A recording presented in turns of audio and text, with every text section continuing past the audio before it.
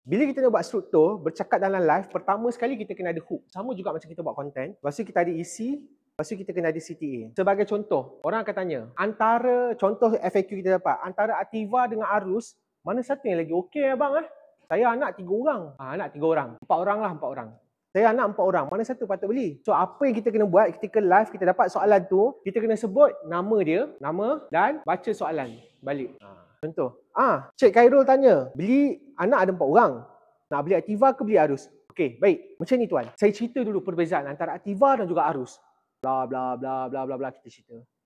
Jadi Arus ni pula dia macam ni. Bla bla bla bla. Okey, Ativa ni pula macam ni. Sekian.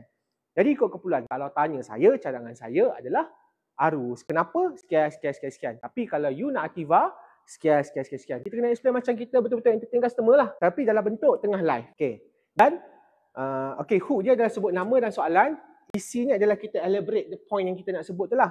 Dan pastikan setiap kali you dah habis cakap, wajib ada CTA.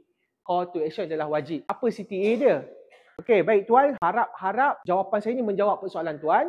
Kalau ada apa soalan, boleh komen lagi. Dan kepada yang menonton yang lain-lain, boleh komen saja lagi. Saya gembira untuk menjawab. Dan kalau anda nak kontak saya, macam biasa, tekan je button servis kat bawah tu.